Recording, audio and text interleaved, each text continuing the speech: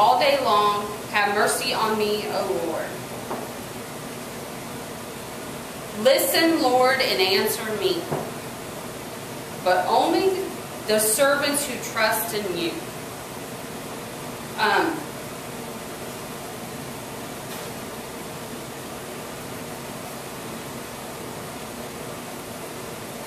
We don't always trust Him with every problem we have. We tend to, if we're having financial problems or health problems or job problems, not having a job, we always tend to ask for help then. But what about when you're having all the problems when you're sitting at the house and your husband's just not listening to what you're saying, or your wife isn't just listening to what you're saying, and you need to have him or her understand exactly where you're coming from. We don't never tend to say, you know, Lord, it's just not understanding you. Can you get it through his thick head what I need? I think if I would have done that, my first marriage, I would probably still be married. It's because that's what I felt like in my marriage, is that it was him and me and no us. I couldn't get him to listen to me. And thank God with this one. I think he listens to me too much. So we need to ask for God's help, not in all our huge problems, but all our little problems too.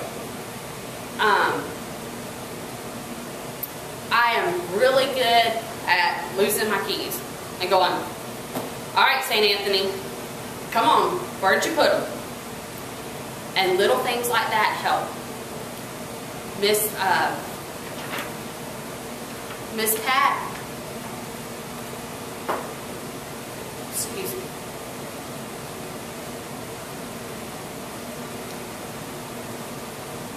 I am drawing. Christy. I don't know why I was drawing a blank, but I was. That's okay. Miss Christy were this close to being in an accident on the way here today.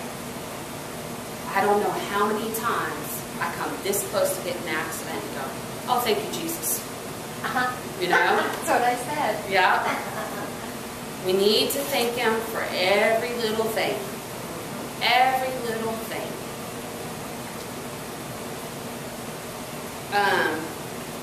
And trust in Him to do it.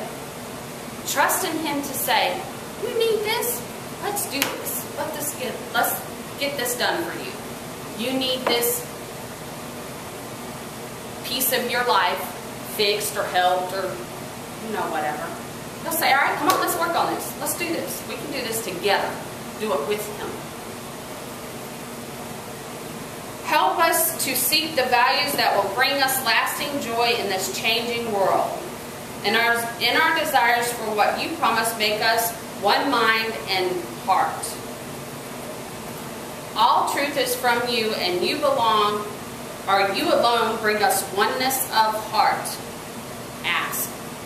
He'll bring you oneness of heart. All the attractions of the changing world serve only to bring us the peace of your kingdom, which the world does not give. If the world is not helping you get the peace in your heart and your mind, ask Him. Talk to Him. Let Him help. You ask, you shall receive. It says it all over the place. Ask and it will be granted unto you. Whatever peace in your changing world you need, ask. Mom went over the first reading. The only thing I really had for that is what would you do if this scenario was in you? If the Lord came down and you're rich, you have no worries, you have servants, you know. If the Lord came down and said to you, if if you were in that situation. I'm going to take all this away. I'm going to give it to this poor soul right here. I'm going to let her have it all. How would you do? Could you say I treated my servants pleasantly? Could you say I didn't actually have slaves? I had extended family. Could you say that everyone was welcome into your home? Or would you have to sit back and go, I really treated them people like that? I was really that rude? I was really that stingy with my money when somebody came and said, you know, I need $100 to feed my family, whatever, you know? I need $1,000 to put my car back on the road to feed my family, you know? If the Lord came down and took all your possessions away, could He see that you tried to help your fellow man? Or would it be, he was rude, he was selfish, he was unwilling to lend a hand? I didn't sure would. I would want the good Lord to look down, and I would want to know that I did everything to help anybody that I ever could. There was one time that a gentleman came up. He wasn't in the church or anything, and he come up and he was trying to get to Georgia and to see his dying father. And he knew there was 2 churches here. And he pulled in and he asked, and I gave him the last $40 out of my pocket. I said, you go see your father, because that's what I would want somebody to do to me. If my father was dying somewhere and I wasn't nowhere near him, I'd want to get to him and I would want help. And I gave him $40 out of my pocket. Never once thought, you know, where am I going to get this $40 back from? You know, nothing. And later that day, my mom come up to me and she put her arms around me and she says, I'm so proud of you. I said, for what? What did I do? And she says, you didn't think twice. You didn't care whether or not you had gas in your truck. You didn't care whether or not you had food on your table for your children. All you cared about was that other man, that other person, that other soul that needed his strength and needed to go see his father to say goodbye. And she said, I'm so proud of you. And I never once thought anybody was going to come up and say, way to go. You go, girl. Good for you. You know? And it was just, I didn't think about it. I just, hey, go for it. Go see your dad. And my mom, this story right here brings it back to me. That was 5 years ago. I haven't thought of it once. Reading this story brought it back to me. So, little things that you don't think would ever care to anybody. Always does. Somebody's always watching. I didn't even realize my mom was watching. I thought my mom was in the church or changing, you know. I didn't even realize my mom was watching. She was. So someone's always watching.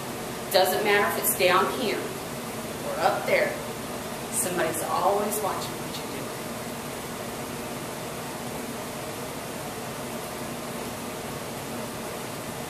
And our response to a song was, Lord, your love is eternal. Do not forsake the work of your hands.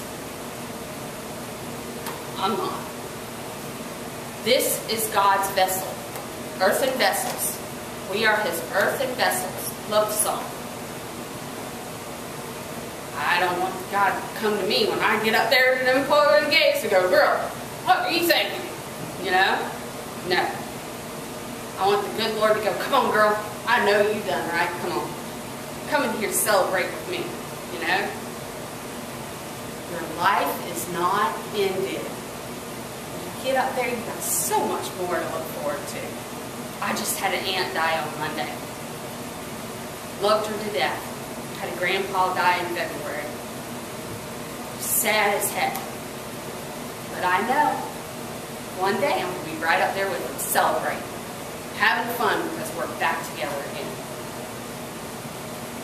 Doing all the things with God, John the Baptist, St. Anthony. In our second reading, oh, the depth of the riches and the wisdom of the knowledge of God. It says, for who has known the mind of the Lord? Who has been his counselor? Or who has given the Lord anything that he has repaid?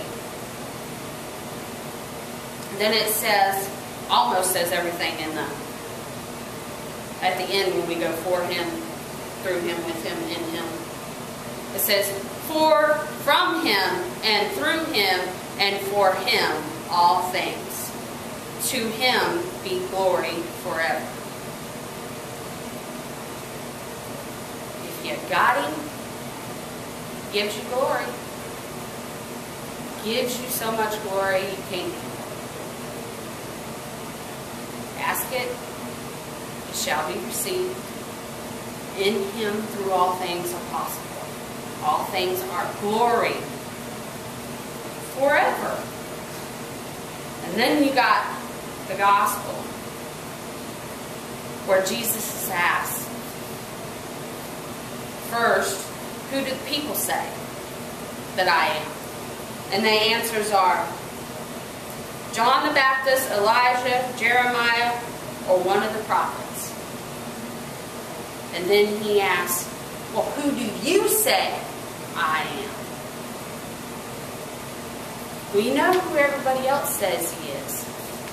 Who do you say he is? To me, he's my God. He's my Father. I'm going to see him.